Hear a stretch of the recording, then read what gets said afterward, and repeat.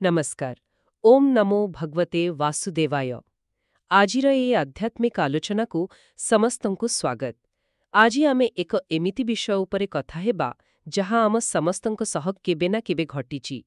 ଆମକୁ ଯେତେବେଳେ ଲାଗେ ଯେ ଆମ ପାଖରେ ଟିକେ ଅଧିକ ଜ୍ଞାନ ଅଛି ଆଉ ଆମେ କାହାକୁ ସାହାଯ୍ୟ କରିବାକୁ ଚାହୁଁ, କିନ୍ତୁ ପ୍ରଶ୍ନ ହେଉଛି ସାହାଯ୍ୟ କରିବାର ସଠିକ ଉପାୟ କ'ଣ?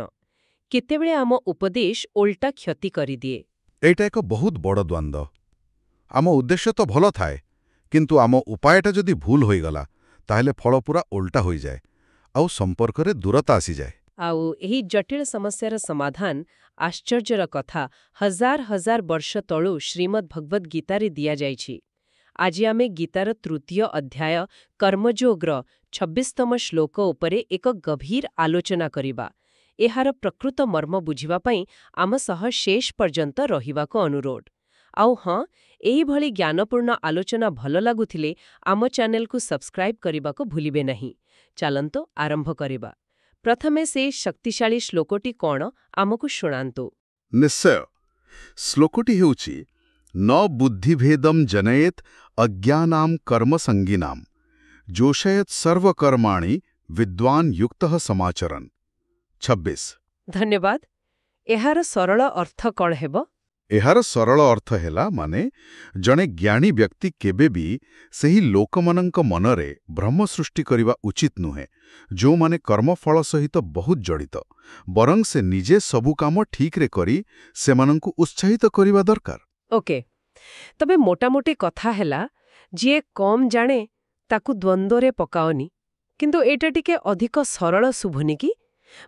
ଭଗବାନ କ'ଣ ଏତିକି କହୁଛନ୍ତି ଯେ ଲୋକଙ୍କୁ ତାଙ୍କ ବାଟରେ ଛାଡ଼ିଦିଅ, ନା ଏହା ପଛରେ କିଛି ଗଭୀର ମନୋବିଜ୍ଞାନ ଅଛି? ଏହା ପଛରେ ବହୁତ ଗଭୀର କଥା ଅଛି। ଏଠାରେ ସବୁଠୁ ଗୁରୁତ୍ୱପୂର୍ଣ୍ଣ ଶବ୍ଦ ହେଉଛି ବୁଦ୍ଧିଭେଦ।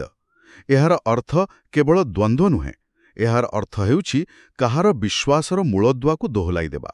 ଆସନ୍ତୁ, ଏଇ ବୁଦ୍ଧିଭେଦକୁ ଟିକେ ଭାଙ୍ଗିକି ଦେଖିବା।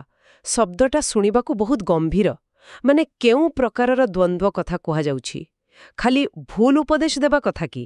ନା, ଏହା ଖରାପ ଉପଦେଶ ବିଷୟରେ ନୁହେଁ, ବରଂ ଏହା ଏକ ଏମିତି ଉପଦେଶ ବିଷୟରେ ଯାହା ସେହି ବ୍ୟକ୍ତି ପାଇଁ ଠିକ୍ ସମୟରେ ଦିଆଯାଇନାହିଁ। ଯେମିତିକି ଜଣେ ଲୋକ ନିଜ କାମ ପରିବାରରେ ବ୍ୟସ୍ତ ଅଛି ଆଉ ଧୀରେ ଧୀରେ ଆଗକୁ ବଢ଼ୁଛି। ଆପଣ ହଠାତ୍ ଯାଇ କହିବେ, ଆରେ ଏସବୁ ମିଛ ମାୟା, ସବୁ ଛାଡ଼ିଦିଅ। ଏଇଟା ହିଁ ତା ପାଇଁ ବୁଦ୍ଧିଭେଦ ସୃଷ୍ଟି କରିବ। ମୁଁ ବୁଝିପାରୁଛି। ଏଇଟା ଠିକ୍ ସେମିତି ଗୋଟେ ଛୋଟ ପିଲାକୁ ଆପଣ ଟ୍ରେନିଂ ଚକ୍ ଥିବା ସାଇକେଲ ଚଲେଇବା ଶିଖଉଛନ୍ତି, ଆଉ କିଏ ଜଣେ ଆସି କହିବ, ଆରେ ଏସବୁ ଛାଡ଼, ପ୍ରକୃତ ଚାଳକମାନେ ତ ଗୋଟେ ଚକରେ ଚଲାନ୍ତି। କଥାଟା ତ ଭୁଲ ନୁହେଁ, କିନ୍ତୁ ସେ ପିଲାଟି ପାଇଁ ଏହା ଭୟଙ୍କର। ସେ ହୁଏତ ସବୁଦିନ ପାଇଁ ସାଇକେଲ ଛାଡ଼ିଦେବ। ତାର ଆତ୍ମବିଶ୍ୱାସ ଭାଙ୍ଗିଯିବ। ସେ ଯେଉଁ ଧୀର ଗତିରେ ଆଗକୁ ଯାଉଥିଲା, ଆପଣ ତାକୁ କହିଦେଲେ ଯେ ତୋ ରାସ୍ତା ହିଁ ଭୁଲ। ଫଳରେ ସେ ପୁରୁଣା ରାସ୍ତା ବି ଛାଡ଼ିଦିଏ ଆଉ ନୂଆ ରାସ୍ତାରେ ଯିବାକୁ ଡରେ। ସେ ପୁରା ଦିଗହରା ହୋଇଯାଏ। ହଁ, ଆଉ ଶ୍ଲୋକରେ ଦୁଇଟି ଶବ୍ଦ ଅଛି, ଅଜ୍ଞାନାମ୍ ଏବଂ କର୍ମସଙ୍ଗିନାମ୍। ସତ କହିବାକୁ ଗଲେ ଅଜ୍ଞାନୀ ଶବ୍ଦଟା ଶୁଣିବାକୁ ଟିକେ କଠୋର ଲାଗୁଛି। ଆଦୌ ନୁହେଁ। ଏହାକୁ ଠିକ୍ ଭାବରେ ବୁଝିବାକୁ ପଡ଼ିବ। ଅଜ୍ଞାନୀ କହିବା ଏଠି କୌଣସି ଅପମାନ ନୁହେଁ।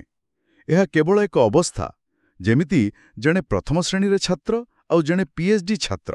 ହଁ, କେହି ଭଲ କି ଖରାପ ନୁହନ୍ତି, କେବଳ ସ୍ତର ଅଲଗା। ଏକଦମ। ଯେଉଁମାନେ ଆଧ୍ୟାତ୍ମିକ ଭାବରେ ଏତେ ପରିପକ୍ୱ ନୁହନ୍ତି, ଯେଉଁମାନେ ଫଳ, ପଦ ସମ୍ପର୍କରେ ବହୁତ ବେଶୀ ଜଡ଼ିତ, ସେମାନଙ୍କ କଥା କୁହାଯାଉଛି। ଆଚ୍ଛା, ଆଉ କର୍ମସଙ୍ଗିନାମ୍, ଏହାର ଅର୍ଥ?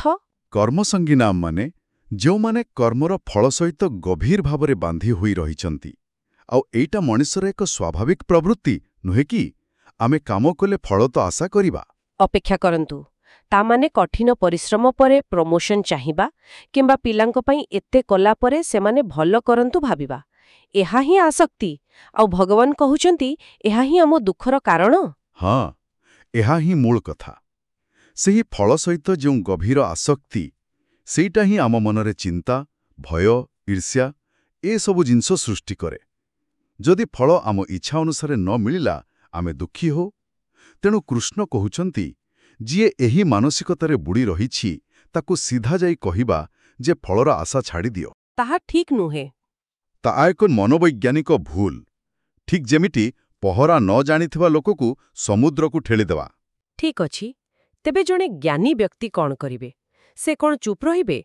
ଶ୍ଲୋକର ଦ୍ୱିତୀୟ ଭାଗରେ କ'ଣ କୁହାଯାଇଛି? ଏଇଠି ହିଁ ଭଗବାନ ସମାଧାନ ଦଉଛନ୍ତି। ଜ୍ଞାନୀର କାମ ଚୁପ୍ ରହିବା ନୁହେଁ। ପ୍ରଥମ କର୍ତ୍ତବ୍ୟ ହେଉଛି ଯୋଷ୍ୟୟେତ୍ ସର୍ବକର୍ମାଣୀ। ଯୋଷ୍ୟତ୍, ଏହାର ମାନେ କ'ଣ? ଏହାର ଅର୍ଥ ହେଉଛି ସେମାନଙ୍କୁ ସେମାନଙ୍କ କର୍ମରେ ଉତ୍ସାହିତ କରିବା।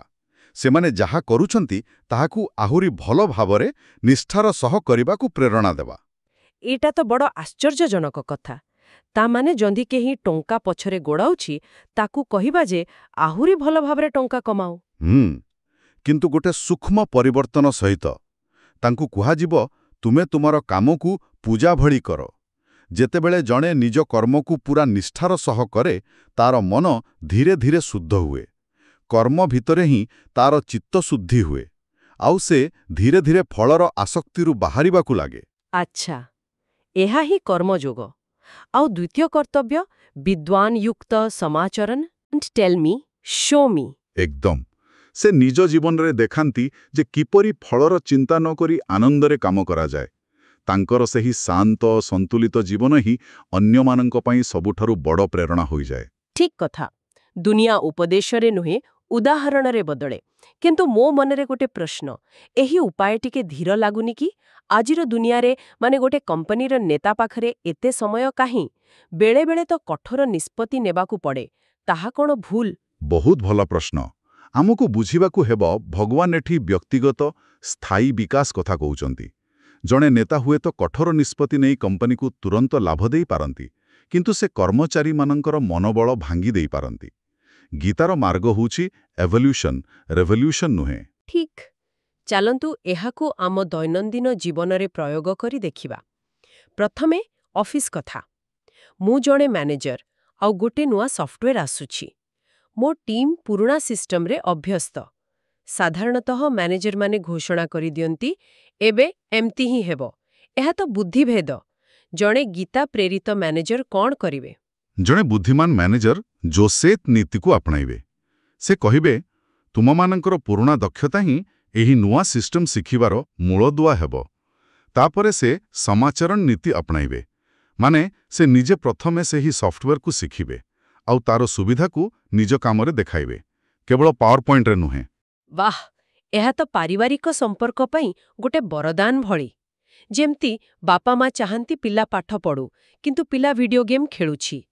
ସେମାନଙ୍କର ପ୍ରଥମ ପ୍ରତିକ୍ରିୟା ହେଉଛି, ଏସବୁ ଫାଲତୁ କାମ ବନ୍ଦ କର, ଯାଇ ପାଠ ପଢ଼। ହଁ, ଯାହାକି ସିଧାସଳଖ ବୁଦ୍ଧିଭେଦ। ଜଣେ ଜ୍ଞାନୀ ପିତାମାତା ପ୍ରଥମେ ପିଲାର ଦୁନିଆକୁ ବୁଝିବାକୁ ଚେଷ୍ଟା କରିବେ। ସେମାନେ ହୁଏତ ପଚାରିବେ, ଏହି ଗେମ୍ରୁ କ'ଣ ଶିଖୁଛ? Team work, strategy. ଯୋଶେତ୍, ପିଲାର ଆଗ୍ରହରେ କିଛି ମୂଲ୍ୟ ଖୋଜିବା। ଏକଦମ। ତାପରେ ସେମାନେ ସମାଚରଣ କରିବେ। ମାନେ ସେମାନେ ନିଜେ ଏକ ସନ୍ତୁଳିତ ଜୀବନର ଉଦାହରଣ ହେବେ।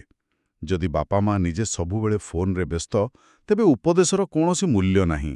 ଏହା ସ୍ୱାମୀ ସ୍ତ୍ରୀଙ୍କ ସମ୍ପର୍କରେ ମଧ୍ୟ ଲାଗୁ ହୁଏ, ନୁହେଁ କି? ଯେତେବେଳେ ଜଣେ ସାଥୀ ଆଧ୍ୟାତ୍ମିକତା ଆଡ଼କୁ ଯାଏ, ସେ ଅନ୍ୟ ସାଥୀକୁ ନିମ୍ନ ଦୃଷ୍ଟିରେ ଦେଖିବାକୁ ଲାଗେ। ସେହି ମୁଁ ଜ୍ଞାନୀ, ତୁମେ ସାଂସାରିକ ଭାବନା ସମ୍ପର୍କ ପାଇଁ ବିଷ ଭଳି।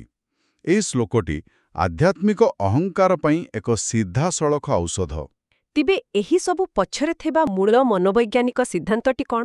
ମୂଳ ସିଦ୍ଧାନ୍ତଟି ହେଉଛି ବାଧ୍ୟବାଧକତାରେ ପରିବର୍ତ୍ତନ ବନାମ ସ୍ୱଇଚ୍ଛାରେ ପରିବର୍ତ୍ତନ। ମନ ଯେତେବେଳେ ଚାପରେ ପଡ଼ିକି କିଛି ଛାଡ଼େ, ତା ଭିତରେ ଦୁଃଖ ସୃଷ୍ଟି ହୁଏ। କିନ୍ତୁ ମନ ଯେତେବେଳେ କୌଣସି ବିଷୟକୁ ବୁଝିସୁଝି ନିଜ ଇଚ୍ଛାରେ ତ୍ୟାଗ କରେ, ସେତେବେଳେ ତାକୁ ପ୍ରକୃତ ଶାନ୍ତି ମିଳେ। ଠିକ୍। ବାଧ୍ୟ କରି କରାଯାଇଥିବା ପରିବର୍ତ୍ତନ କେବେ ବି ସ୍ଥାୟୀ ହୁଏ ନାହିଁ। ତାହା କେବଳ ବିଦ୍ରୋହକୁ ଜନ୍ମ ଦିଏ। ବାଃ, ଏହା ତ ଏକ ଅଦ୍ଭୁତ କଥା। ବାଧ୍ୟବାଧକତାର ତ୍ୟାଗ ବନ୍ଧନ, କିନ୍ତୁ ବୁଝିବିଚାରି କରାଯାଇଥିବା ତ୍ୟାଗ ହିଁ ମୁକ୍ତି। ଏହି ଗୋଟିଏ ଧାଡ଼ିରେ ପୁରା ଶ୍ଲୋକର ସାର ଅଛି। ଏକଦମ। ସେ କୃଷ୍ଣ ଜାଣନ୍ତି ଯେ ପ୍ରତ୍ୟେକ ବ୍ୟକ୍ତି ନିଜର ଯାତ୍ରାରେ ଅଛି। ଆମ କାମ କେବଳ ମାର୍ଗ ଦେଖାଇବା, ତାକୁ ଠେଲିବା ନୁହେଁ। ତେବେ ଏହି ସମ୍ପୂର୍ଣ୍ଣ ଆଲୋଚନାର ସାରାଂଶ ହେଲା, ଏହି ଶ୍ଲୋକ ହେଉଛି ସହାନୁଭୂତିପୂର୍ଣ୍ଣ ମାର୍ଗଦର୍ଶନର ଏକ ମାଷ୍ଟର କ୍ଲାସ୍। ଲୋକମାନେ ନିଜ ଯାତ୍ରାରେ କେଉଁଠି ଅଛନ୍ତି, ତାହାକୁ ସମ୍ମାନ ଦିଅ। ଆଉ ନେତୃତ୍ୱ ନେବାର ସବୁଠାରୁ ଭଲ ଉପାୟ ହେଉଛି ନିଜେ ଏକ ଉଦାହରଣ ପାଲଟିଯିବା। आपण एहाकु बहुत सुंदर भावरे कहिले। एहा जणे समालोचक एवं जणे मार्गदर्शक मध्यरे पार्थक्य देखाउछि। जदि आजिर एही विश्लेषण आम श्रोतांकु भल लागिथाए तेबे एहाकु अन्यमानंक सह निश्चय शेयर करंतु और कमेंट रे जणांतु ओम नमो भागवते वासुदेवाय किंबा जय जगन्नाथ लेखि पारिबे, आमकु भल लागिबो। निश्चय आगुकु आमे गीतार अन्य श्लोक उपरे एही भଳି आलोचना करिबु। तेणु आम सह जोड़ी होई रहिबा पई चैनल को सब्सक्राइब करबाकू मने पकाई देउछु।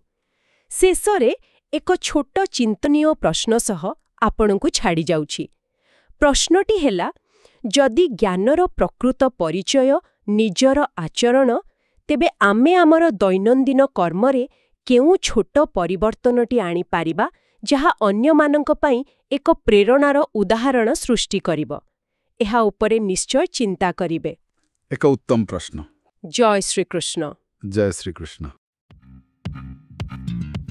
आपण सुनुछंती रेडियो तोसाली आम माटीर स्वर।